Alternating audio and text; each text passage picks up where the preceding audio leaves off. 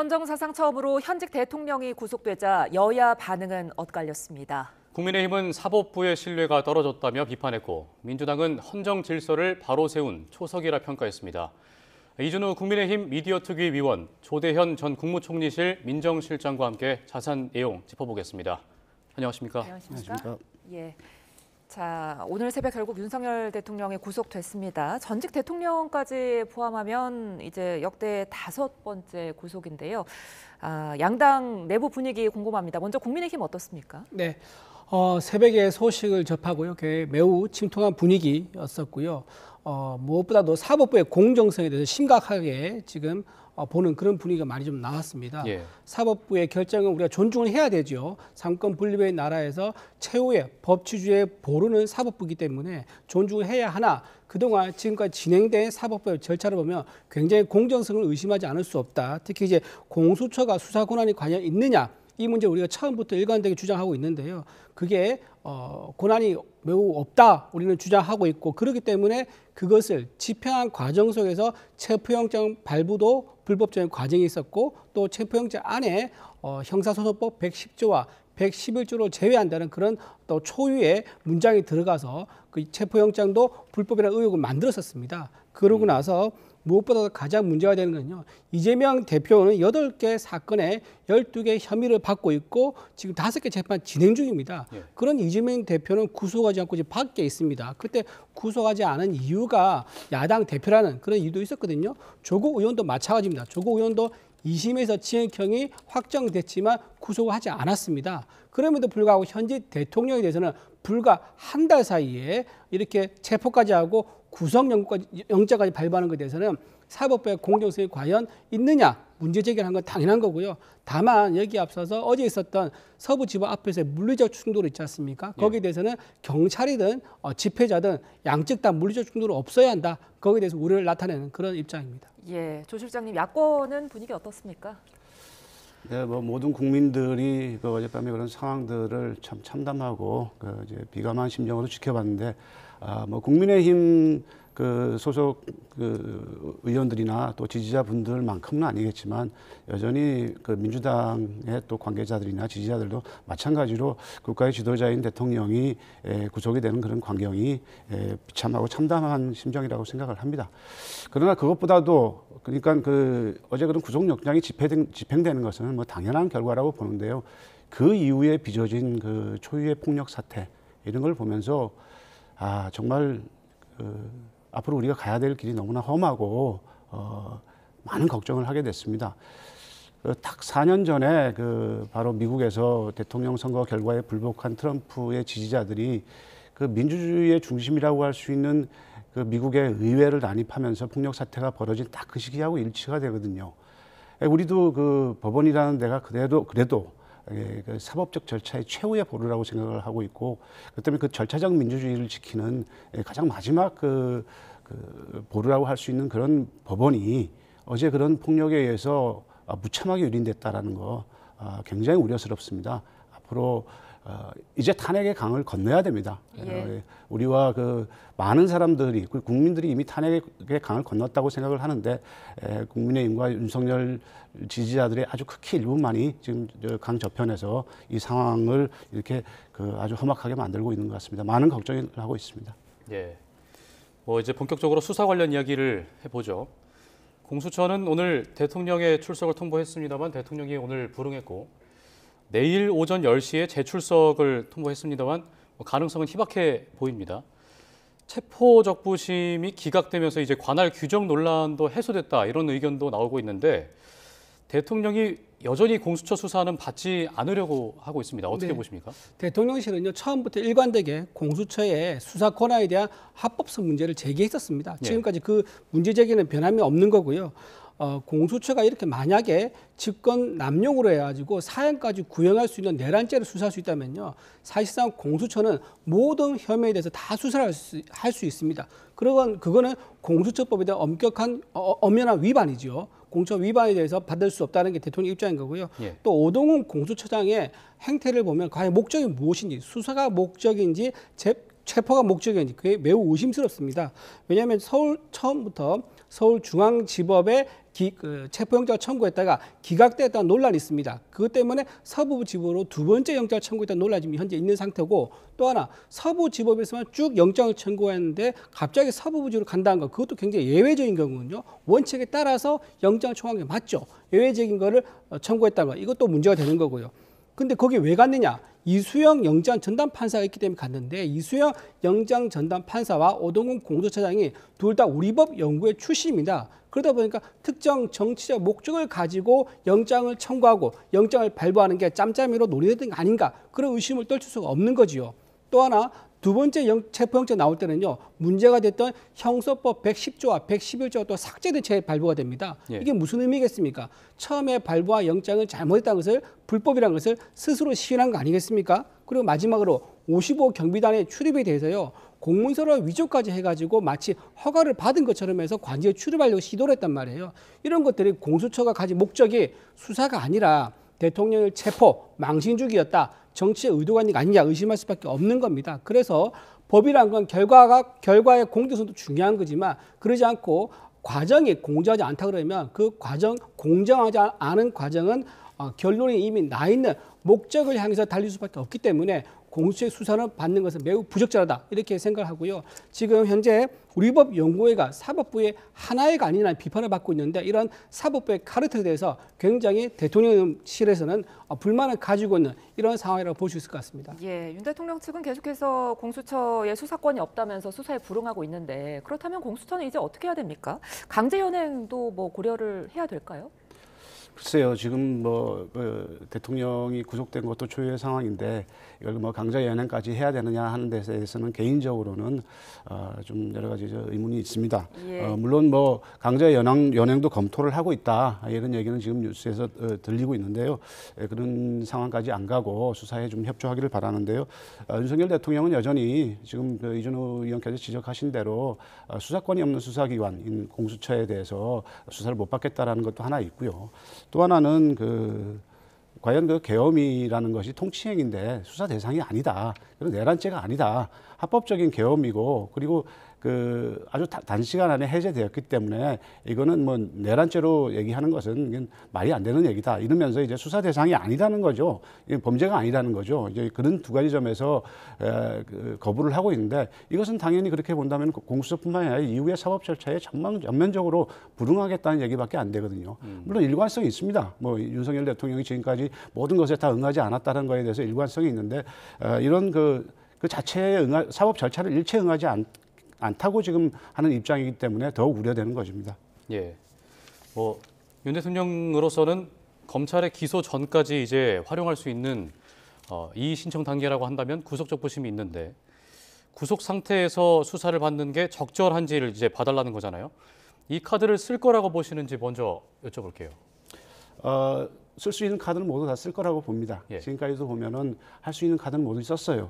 정말 상상도 하지 못한, 그리고 전례도 별로 없는 체포적부심이라는 그런 것까지 활용을 하지 않았습니까? 예. 근데 과연 이런 것들을 쓰는 것이 과연 본인에게 유리한지 참 잘 판단해야 봐야 될 것 같습니다. 체포적부심이라는 것을 신청하고 또 그것에 의해서 그걸 이제 기각당함으로써 지금까지 조금 전에 이준우 의원께서도 여러 가지 지금까지의 그런 문제점들, 법원에 쇼핑하는 것 아니냐, 영장 쇼핑을 하는 거 아니냐, 이런 얘기들을 해왔지만은 이거 다 일거에 다 정리가 됐거든요. 중앙지법까지 다시 갔다 왔지 않습니까?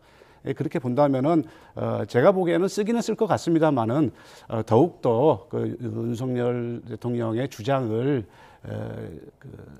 근거 없다라는 것을 보여주는 근거가 될 거기 때문에 좀 더 전략적으로 잘 판단해야 될 문제고, 그런 것보다는 좀 법리에 좀 치중해서 이후에 있을 헌법재판소의 심판의 과정이나 그리고 여러 가지 이제 내란죄 수사의 과정에 법리적으로 차분하게 대응하는 것이 옳다고 봅니다. 이게 굉장히 선동적이고 메시지 위주의 이런 대응은 결코 윤석열 피의자에게 도움이 안 될 거라고 봅니다. 예, 대통령 측에서 계속해서 이의 신청을 해왔습니다만 이에 대해서 어떤 싸우는 대통령, 저항하는 대통령의 이미지를 만들면서 여권에 대한 정당 지지율도 올라가고 이런 의견들도 있습니다만, 한편으로는 오히려 계속 결과가 기각이 나오기 때문에 공수처 수사에 정당성을 부여하는 게 아니냐 이런 의견도 있거든요. 이거에 대해서 어떻게 보십니까? 저는 그렇게 보지는 않습니다. 대통령이 마치 지지자들을 의식해서 어떤 메시지를 낸다든가 예. 법적 조치를 취하는 건 아니고요. 처음부터 일관되게 지지자들 의식하지 않고 법적 모든 그 다툼을 다 하겠다라고 이미 선언을 했었고요. 예. 법적인 책임, 정치적 책임 다 지겠다고 했습니다. 그 결과 현재 탄핵으로 이어졌고 그 이후에 형사까지 이어지고 있는 거 아니겠습니까? 그래서 대통령이 지금 내는 메시지라든가 이런 법적 조치에 대해서는요. 전혀 지지율과 상관이 없는 거고 다만 2030 세대가 굉장히 대통령 지지하는 지지율이 올라갔습니다. 예. 아마도 2030 세대는 지금 현재 지금 대통령의 계엄 선언 또 그리고 이재명 대표의 야당이 거대 의석 가진 야당이 정부 기능 마비한 거에 대해서 굉장히 공감하는 것 같아요. 정부가 출범하지 말자 3개월 만에 탄핵을 언급하기 시작했습니다. 야당은. 그리고 나서 6개월 뒤에 첫 번째 탄핵이 있었고요. 그 이후에 29번 탄핵이 있었거든요. 예. 따져보니까 한 달에 1.3회씩 탄핵을 한 거예요. 이 정도면 정부 기능을 마비시키겠다. 아예 작정을 하고 야권에서 의회 권력을 휘두른 거 아니냐 이렇게 볼 수 있는 거죠. 그래서 2030 세대들은 여기에 대해서 공감하고 있다 이렇게 봐야 될 것 같고요. 예. 대통령 지지율이 현재 높은 거에 대해서는 아마 이런 것도 있는 것 같아요. 이재명 대표에 대한 견제 심리, 그러니까 중국에 대해서는 쉐쉐하고 미국에 대해서는 점령군이라고 언급했지 않습니까? 거기에 대한 반감도 있어서 지지율이 좀 올라가고 있는 거지 지지율을 올리기 위해서 대통령의 입장을 내고 있다 또는 법적 조치를 적극적으로 대응하고 있다 이렇게 말할 수는 어려울 것 같습니다. 예, 그런가 하면 윤 대통령 측의 체포 적부심 같은 뭐 계속된 이의 신청, 그러니까 어떻게 보면은 버티기 전략이 지지자들을 자극해서 결국 어제 오늘 같은 법원 폭동까지 일으킨 거 아니냐 이런 지적도 있던데 이 부분은 어떻게 보십니까? 네, 대단히 안타깝게 생각합니다. 이 문제에 대한 가장 큰 그 책임은 윤석열 대통령에게 있다고 봅니다. 윤석열 대통령이 소위 관저 정치라고 얘기를 했죠. 한 달간의 관저 정치를 하는 동안에 밖에 시위자들한테 편지를 써서 보내고 또 마지막 날에는 그 체포영장이 집행되는 과정에서는 아주 다급하게 영상을 만들어서 행정관인가요 경호처 직원의 핸드폰으로 찍었다고 이렇게 뉴스에도 나오고 그러는데 그만큼 뭔가 이렇게 밖으로 메시지를 보내는 거에 대해 굉장히 치중하고 있다는 얘기죠. 이런 식으로 계속 본인의 행동들이 사법 절차에 절대로 불응하는 이런 메시지를 강하게 보임으로써 나도 사법 절차에 불응하고 있으니 밖에 있는 당신들이 날 도와달라. 이렇게 되는 거죠. 그렇기 때문에 지금 법원에 난입하는 그런 사태까지 생겼습니다. 정말 우려되는 것은 얼마 전에 김민전 의원의 백골단 문제로도 지금 세상 시끄러웠지만은 그날 당일날 그러니까 윤상원 의원이 지지자들과 메시지까지 주고받으면서 곧 훈방될 거니까 예. 해도 된다 이런 얘기까지 하지 않았습니까? 뭐 본인이 이제 미국에 간다고 미국 다녀온다고 뭐 계속 돕겠다 이런 식으로 사실은 굉장히 이 부분 윤상현 의원만큼은 이대로 넘어갈 수가 없는 나중에도 법적 책임까지 져야 되는 시위나 이런 폭력행위를 선동한 셈이거든요. 그 중심에 바로 윤석열 대통령의 아주 강력한 메시지들이 있는 거고 지속적인 메시지들이 있는 거고 여기에 부안해동하면서 같이 다음 선거를 의식해서 자기의 선거에 의한 당리 당략에 의해서 또 개인의 정치적 그런 스케줄에 의한 그런 행위만 일삼고 있는 일부 의원들이 굉장히 심각한 문제라고 생각합니다. 지금이라도 좀 자중하고 이런 폭력 사태로 이어지지 않도록 스스로 좀 단속하고 자중해야 될 때라고 생각합니다. 예. 윤상현 의원 말씀을 하셨는데 그 이후에 이제 윤상현 의원이 말을 덧붙인 부분에 있어서는 폭력 사태를 동조한 것은 아니다. 뭐 이런 입장도 밝힌 바가 있었거든요. 그거에 대해서도 같은 입장이십니까? 아니, 상황이 어려워지니까 그렇게 얘기를 하는데 그대로 공개된 보면은 17명을 거론하면서 처음에 1차로 넘어 들어갔던 사람 그러니까 그날 밤에 새벽에 있었던 폭력 사태 이전에 17명이 들어갔다가 끌려 나오지 않았습니까? 그 사람들에 대한 문자를 주고받으면서 훈방돼서 곧 나올 거고 하나씩 체크하겠다는 식으로 얘기를 했어요. 이거 그러면서 괜찮다 이렇게 얘기하는 것이 과연 이게 폭력을 방조하거나 조장하는 게 아니라면은 저는 그런 윤상현 의원의 메시지에 의해서 많은 사람들이 굉장히 고무됐고 그런 것들이 작용했다고 저는 생각을 합니다. 예. 자, 이런 가운데 오늘 오후에 윤 대통령이 옥중 입장문을 공개를 했습니다. 계속해서 좀 여론전에 치중하고 있는 게 아니냐 이런 평들이 나오는데 이른바 뭐 옥중 정치에 돌입했다 이렇게 봐도 되겠습니까? 그렇게 보기에 좀 무리가 있습니다. 왜냐하면 옥중 정치라는 게 마치 대통령이 그 옥중에서도 무슨 대통령 권한을 가지고 행사한 것처럼 보일 수 있는데 그게 아니라 현재 대통령은 지금 소출되어 있는 상태입니다. 현재 재판 심리를 받고 있는 거고 형사 재판에서도 지금 재판을 받고 있는 상황이지 않습니까? 이제 수사가 이어지면 재판이 되겠죠. 그런 상황에서 현재 대통령은 직무는 정지됐지만 대통령의 상황입니다. 그런데 지금 민주당이 어떻습니까? 카톡 계엄령에서 전 국민 입틀막을 시도하고 있고요. 또 하나 여론 조작과 관련해서 국회의원이라든가 보좌진을 동원해서 여론조사 댓글을 달아라 이런 것도 논의를 한 그런 상황이 어제 또 보도가 되기도 했습니다. 그렇다고 그러면 그렇게 민주당에서 가짜 뉴스를 만들고 선동하는 메시지를 내는데 대통령이 가만히 있어야겠습니까? 대통령은 당사자입니다. 당사자로서 이렇게 가짜 선동, 특히 이재명 대표는 과거에 김만배 씨와 신앙님 그 허위 인터뷰를 가지고요. 본인 대선 직전에 투표 직전에 400만 건이 넘는 단체 문자를 적극적으로 발송해가지고 적극적으로 가짜뉴스와 거짓말에 동참하기도 했었습니다. 이런 상황에서 윤석열 대통령이 옥중에 있다가지고 가만히 있어야 되냐, 무방비로 당해야 하느냐, 그건 아니라 생각하고요. 본인이 법조에서 다투어야 될 내용들, 헌재에서 다투어야 될 내용들에 대해서는 최소한의 입장 표명은 당연히 보장돼야 한다. 이거는 방어권 차원이다. 그렇게 생각합니다. 예. 한마디 좀 덧붙이고 싶은데요. 제가 여기 방송에 들어오기 직전에 그 김재원 전 최고위원의 그 페이스북 메시지라는 것을 보도가 나온 걸 봤습니다. 이게 바로 이제 윤석열 대통령의 메시지 정치에 그 호응하는 행위라고 생각을 하는데 참 재밌고 놀라웠습니다. 지금 상황이 이렇게 된데도 불구하고 감옥에 갇힌 윤이 괴수 이재명을 끌어내릴 것이다. 그리고 함께 거병한 십자군 전사들에게 경의를 표한다. 그리고 성전이다 이렇게 표현을 했어요.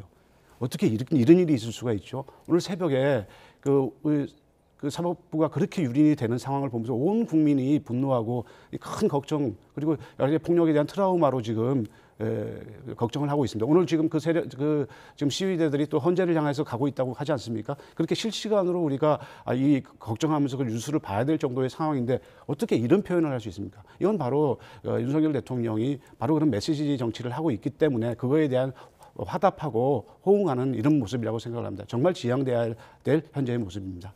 예.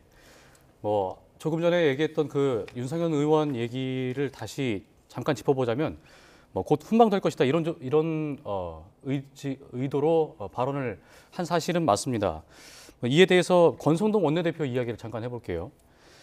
권성동 원내대표는 시위대에게만 일방적인 책임을 물을 수 없다. 경찰 과잉 대응에 대한 진상 규명이 필요하다 이렇게 요청을 했습니다. 어떻게 보십니까? 그러니까 지금 이 상황을 수습할 의지가 과연 있는지 지금 상황에 대해서 가장 큰 책임이 있는 분은 바로 윤석열 대통령, 내란죄의 피의자인 윤석열 대통령이지만 또한 동시에 그런 대통령을 배출해내는 국민의힘은 아주 중대한 그 책임감을 느껴야 되거든요. 지금 그 국민의힘은 비상대책위원회라는 비상체제 아닙니까? 당이 지도체제가 붕괴되고 새롭게 비상체제로 들어갈 정도의 상황이에요. 그렇게 된 상황을 초래한 그 책임이 가장 큰 책임이 있는 축 중에 하나가 바로 국민의힘인데 지금 국민의힘에서 그 투톱이라고 할 수 있는 권성동 원내대표가 이런 얘기를 하고 또 뭐 권영세 그 비대위원장도 비슷한 얘기를 했더라고요. 이런 식으로 상황을 더 악화돼서 몰아가는 것이 과연 정상적으로 지금 이 전국을 수습하고 이런 길로 가자고 하는 것인지 이걸 통해서 국민의힘이 이미 조기 대선에 들어갔기 때문에 조기 대선 국면에서 주도력을 잃지 않으려고 하는 것인지 정말 당의 당리 당략보다는 국가의 미래와 국민의 불안감을 종식시키고 경제 안정 이런 부분에 대해서 좀 여당답게 처신했으면 좋겠다 이런 생각이 듭니다. 예, 여당 측에서는 경찰 과잉 대응에 대한 진상 규명 어떻게 생각하세요? 네, 그에 앞서서 이제 아까 김재원 의원 메시지 잠깐 얘기했는데요. 조금만 짧게 말씀드리면은 지금 이재명 대표에 대해서는 이해식 의원님이 신의 사제라고 이재명 대표에 대해서 얘기를 했었고 최민희 의원 같은 경우는 이재명 대표 관련해서 움직이면 죽이겠다라고 하면서 그건까지도 막 서슴지 않았습니다. 거기에 대해서 당의 입장은요, 의원들 개인 의견이라고 하면서 넘어갔었습니다. 마찬가지입니다. 김재원 의원이 한 발에 대해서는 사실일지 모르나 그건 개인 의견인 거지 어떻게 이게 당의 전체 의견이 될 수 있겠습니까? 너무 침세봉도해서 해서 얘기하는 건 좀 옳지 않다 생각하고요. 지금 그 일방적으로 경찰이 피해를 받고 있다 이렇게 하는 건 좀 잘못됐다 생각합니다. 지금 일방적으로 지금 시위대들도요 경찰한테 거꾸로 오히려 피해를 받은 경우도 있습니다. 예를 들면 경찰이 아무런 이유 없이 지나가다가 시위대가 세워놓은 카메라가 놓이는 삼각대를 발로 걷어 찼습니다. 그리고 또 하나 젊은 경찰이 나이 든 노인을 밀쳐서 넘어뜨려서 머리가 땅에 부딪히기도 했습니다. 그리고 또 어떤 중년의 여성을 내동쟁이 두 팔로 강하게 넘어뜨려가지고 내동쟁이 치기도 했습니다. 이런 것들이 시위대들 다 보면서 현장에서 하나 둘 쌓이는 거죠. 경찰들이 질서 유지를 위해서 시위대 앞에 있는 게 아니라 경찰들이 먼저 시위대에서 폭력을 행사한다. 이런 인식이 쌓이면서 공감대가 형성된 겁니다. 그래서 지금 이렇게 흥분된 상태가 되면요.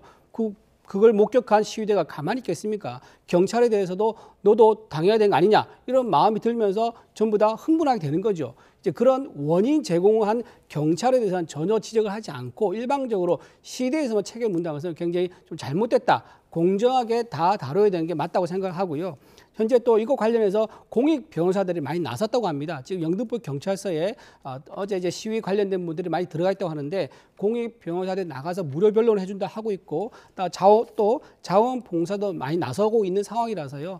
어쨌든 물리적 충돌이라든가 폭력은 있어서는 안 된다. 거기에 대해서는 저희도 공감을 합니다만 다루는 내용에 대해서는 공정하게 다뤄져야 한다 말씀드립니다. 예, 앞서 조 실장님께서 이 법원 난동 사태 당시에 윤상현 의원이 문자로 뭐 이렇게 해도 된다는 식으로 메시지를 했다라고 말씀을 해주셨는데 정확하게는 조사 후에 곧 석방될 거다 이렇게 문자를 했더라고요. 이 부분 저희가 조금 정정하겠습니다. 네, 그러니까 뭐 제가 말씀드리는 것도 윤상현 의원이 그렇게 해도 된다라는 것이 아니라 사실상에 곧 훈방돼서 나올 거다. 뭐 정확하게는 요겁니다. 곧 훈방돼서 나올 거니까 뭐 걱정하지 말라는 취지로 얘기를 한 것 같아요. 예, 그런 것들이 이런 상황, 이런 그 행위에 대해서 합리화를 시켜주면서 사실상 그걸 조장하고 있다는 얘기죠. 네. 예, 자 관련해서 민주당 이재명 대표도 입장을 밝혔는데요. 직접 들어보고 대담 이어가 보겠습니다.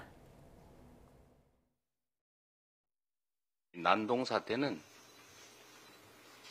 국가 공동체 질서를 유지하는 사법 체계를 파괴하는 민주공화국의 기본적 질서를 파괴하는 행위입니다.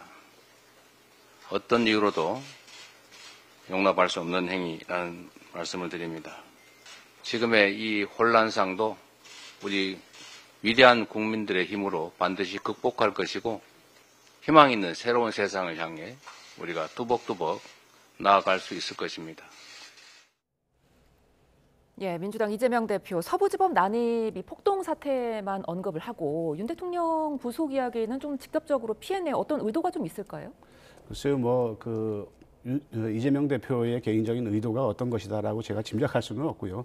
근데 모두가 느끼듯이 어제 놀러 왔던 것은 윤석열 그 피의자에 대한 구속영장이 집행된 것도 있지만은 그 시간 직후에 이루어진 그 법원의 폭력이 난무하는 상황, 이 상황이 정말 우리한테 큰 걱정이 되는 상황이었거든요. 그런 점에서 본다면은 그 이재명 대표가 오늘 저렇게 얘기하신 것은 지금까지의 과정도 중요하지만 앞으로 이제 더 이상의 폭력 사태가 발생하지 않아야 된다라는 것과 또 새로운 국면으로 넘어가야 된다는 것을 얘기하고 있다고 생각합니다. 예. 예, 마치 본인이 이제 이재명 대표는 이번 폭동과 아무 관계 없는 것처럼 강 건너 남의 일인 것처럼 얘기하는데요. 원인을 거슬러 올라가면 이재명 대표의 사법 처리에 대한 완행 속도 이게 문제가 있습니다. 윤석열 대통령에 대해서는 불과 3, 4주 만에 굉장히 빠른 속도로 진행하고 있고요. 이재명 대표에 대해서 몇 년째 끌고 있지 않습니까? 네. 그 원인을 제공한 이재명 대표가 마치 남일인 것처럼 얘기한 거는 굉장히 부적절하다. 그리고 또 하나 이재명 대표가 23일이죠. 이번 주 목요일입니다. 그때 서울 고법에서 항소심 관련된 재판이 열립니다. 근데 여기서 만약에 윤석열 대통령에 대해서 이재명 대표 언급을 하지 않습니까? 그러면은 마치 이재명 대표가 서울 고법과 함께 자기 자신에 대해서는 사건을 봐주기로 했다고 서로 얘기가 된 거 아니냐 그런 오해를 받을 수 있는 효과가 생깁니다. 그래서 아마도 윤석열 대통령이 아예 언급을 하지 않는 게 아닌가. 서부지법이든 공수처든 그래서 언급을 하지 않은 게 아니냐 그런 의혹이 들고요. 지금 또 하나 이재명 대표가 현재 절대 안 된다는 여론조사가 40% 가까이 되고 있거든요. 그렇기 때문에 대통령에 대한 언급이 오히려 절대 안 된다는 여론조사를 상승하는 부작용으로 보일까봐 부작용으로 영향을 줄까봐 아마 이재명 대표가 윤석열 대통령 언급을 이제 하지 않은 게 아닌가 그런 생각합니다. 예, 이제 경호 이야기로 넘어가 보자면요. 윤 대통령은 구속됐지만 현직 신분을 유지하는 만큼 경호처의 경호는 계속되는데요.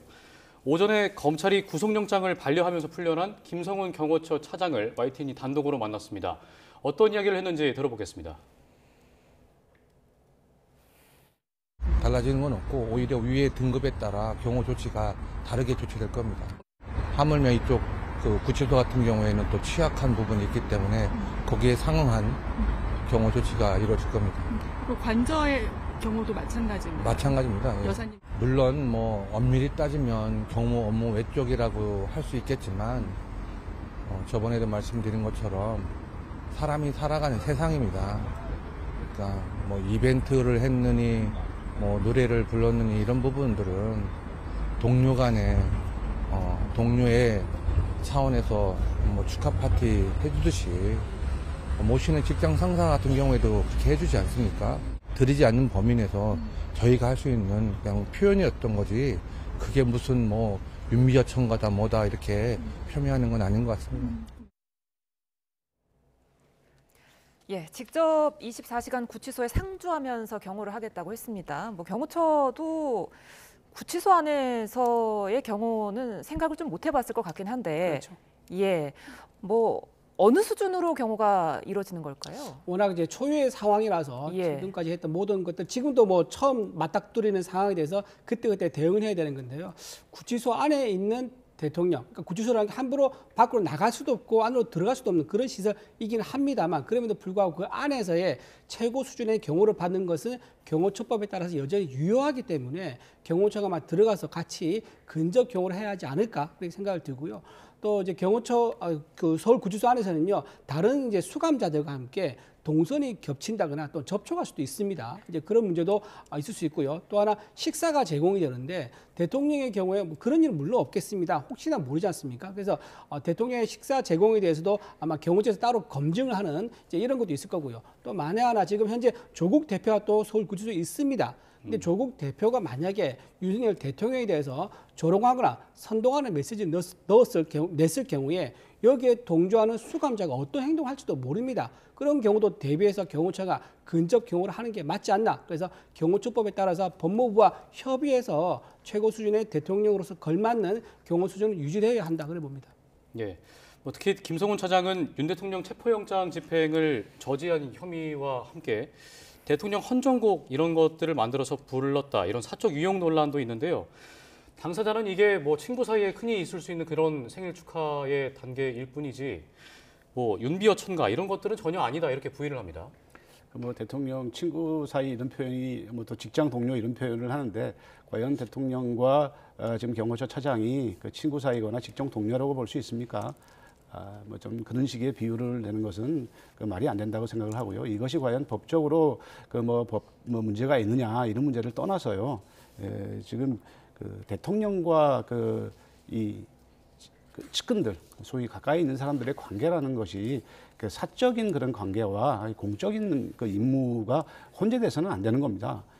예전에 그 박근혜 대통령 때도 최순실과 이게 공사가 구분이 안 되는 그러면서 국정농단으로 이어진 거 아니겠습니까?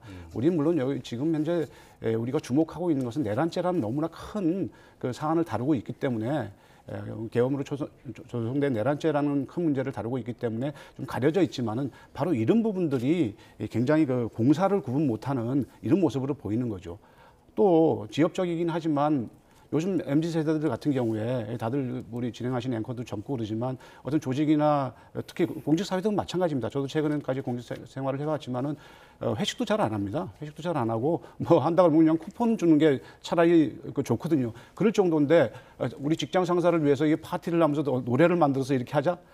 정말 그 흔히 하는 말로 저는 닭살 돋는 일 아니겠습니까? 그러니까 이런 것은 뭐 법적인 문제 이전에 굉장히 이런 식으로 그 대한민국의 가장 권력의 중심부에서 가까운 사람들이 이런 식의 행위들을 했다라는 것 자체는 굉장히 부끄러운 일입니다. 예. 자, 정치권의 공방은 이제 특검으로 계속 이어지고 있습니다. 야당 주도로 내란 특검법 수정안이 국회에서 통과가 됐는데 민주당에서는 국민의힘 요구를 대거 수용했다고 하지만 국민의힘은 계속 이재명 표 위헌 그리고 졸속 특검이다 이렇게 반발하고 있습니다. 네, 그렇습니다.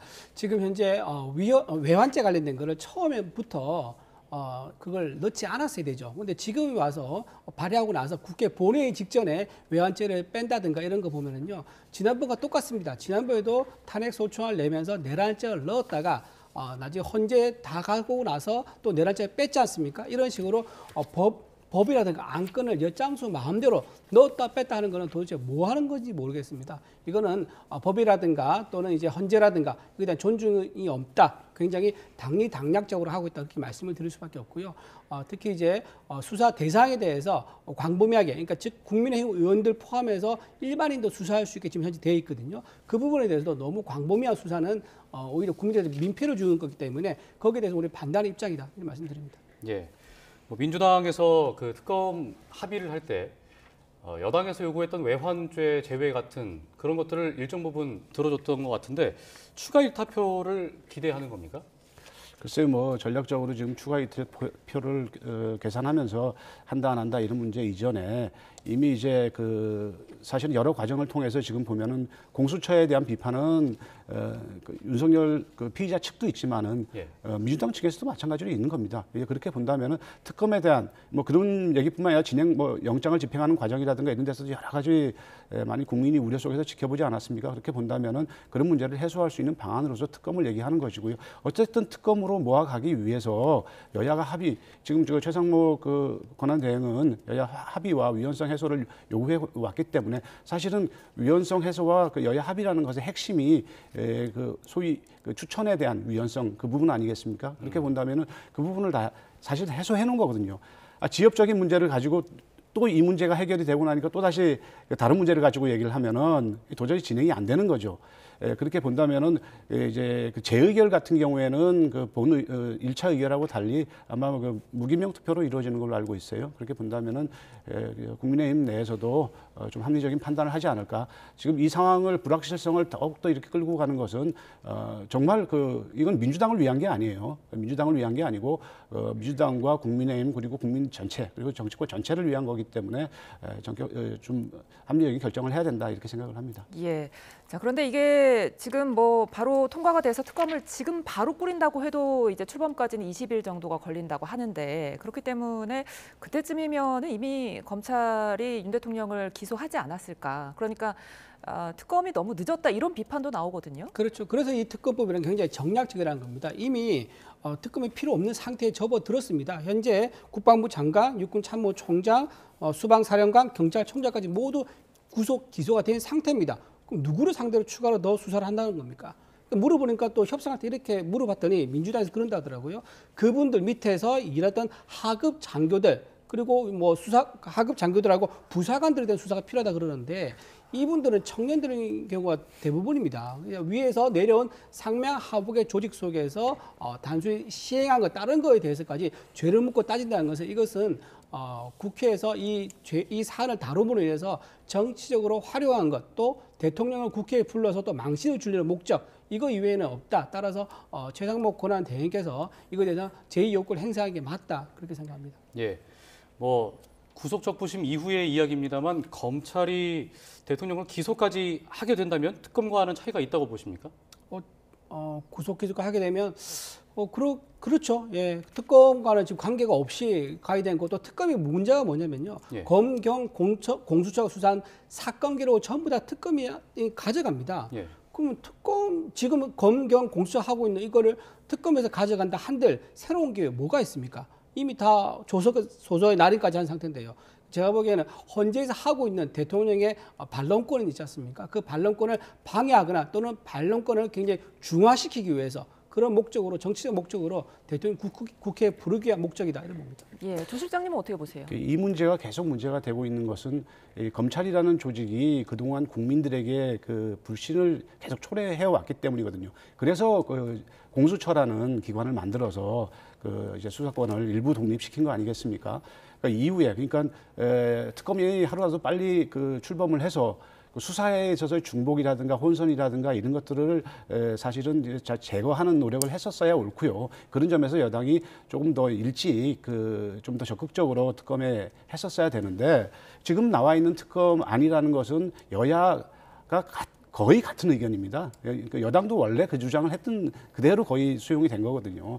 그렇게 본다면은 이후에 이제 기소 전에, 그러니까 수사를 좀 더 특검이 출범한 이후에 수사를 더해서 그 다음에 이제 기소를 또 특검이 하게 되고 이런 과정을 거치면 좋은데, 지금대로라면 지금 이준우 위원이 얘기하시는 대로 사실상 이제 검찰에서 기소를 하고 또 특검으로 넘어갈 수도 있습니다. 이제 기소뿐만이 아니라 기소 이후에도 그 1심, 2심 재판을 계속 해나갈 거 아닙니까? 그리고 공소 유지가 필요한 거거든요. 물론 뭐 특검이 출범해서 뭐 1심, 2심을 쭉 간다는 얘기는 아니고요. 그렇게 본다면은 그런 국민들의 그 불안감, 아까 처음에 말씀드린 대로 검찰에 대한 국민적 불신이 아주 큰 상황, 이런 것들을 감안해서 이번 수사는 빨리 특검을 출범시켜서 특검에 의해서 그 나머지 일정들을 기소 내지는 기소 후에 그런 과정까지도 진행하는 게 옳지 않을까, 저는 그렇게 생각합니다.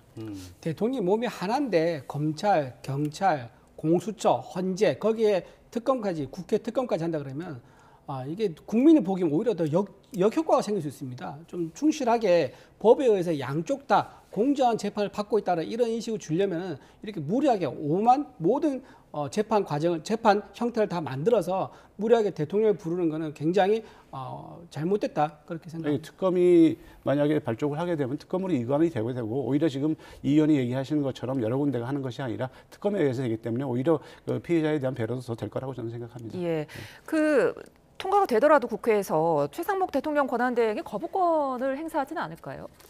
지금으로 봐서는 지금까지 해온 바에 의하면, 그리고 최상목 대행이 얘기한 건 두 가지입니다. 하나는 여야가 합의를 해와라. 그리고 또 하나는 위헌성. 그러니까 이제 추천에 대한 위헌성이죠. 위헌성을 제거해. 사실은 그 문제가 조금 전에 말씀드린 것처럼 여야가 합의가 안 된 이유 중에 가장 핵심적인 게 바로 추천에 대한 권한 때문에 그런 거거든요. 근데 이 부분을 해소했지 않습니까? 그리고 그 외에도 거의 대부분 뭐 수사 범위라든가 인력이라든가 기간이라든가 다 그렇게 여당이 원하는 대로 거의 난 똑같은 똑같은 안이라고 봅니다. 그렇다면은 지금 이것을 다시 최상목 대행에게 넘겼을 때 과연 최상목 대행이 거부할 명분이 있는가?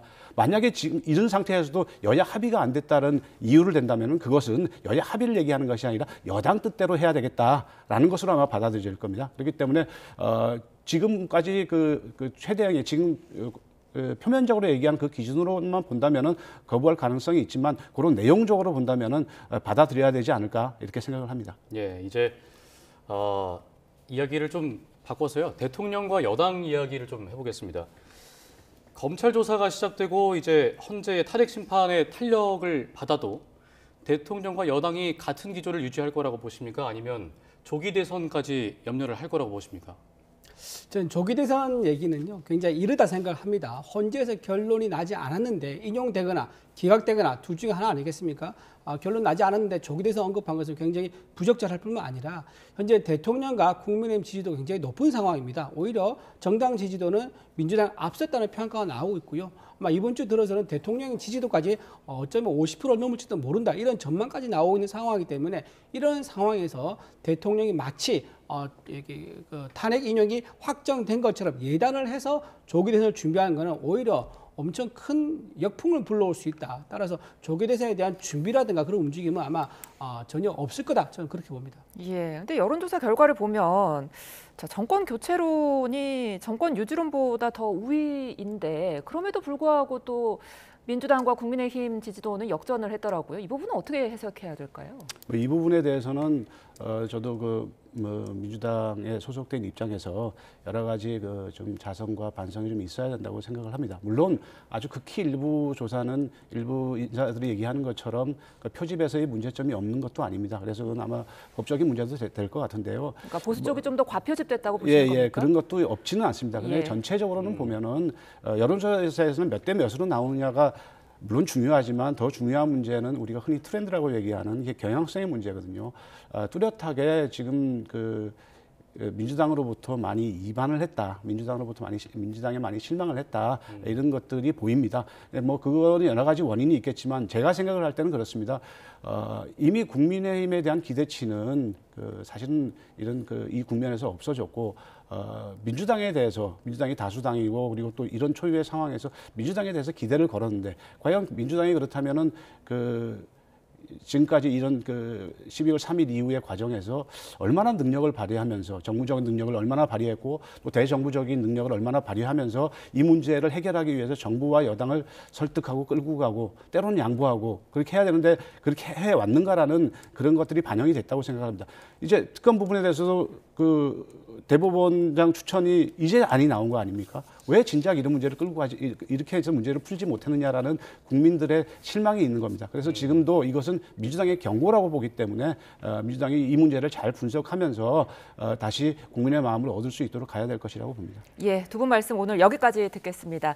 지금까지 이준우 국민의힘 미디어특위 위원 그리고 조대현 전 국무총리실 민정실장과 함께했습니다. 두 분 오늘 말씀 고맙습니다. 고맙습니다.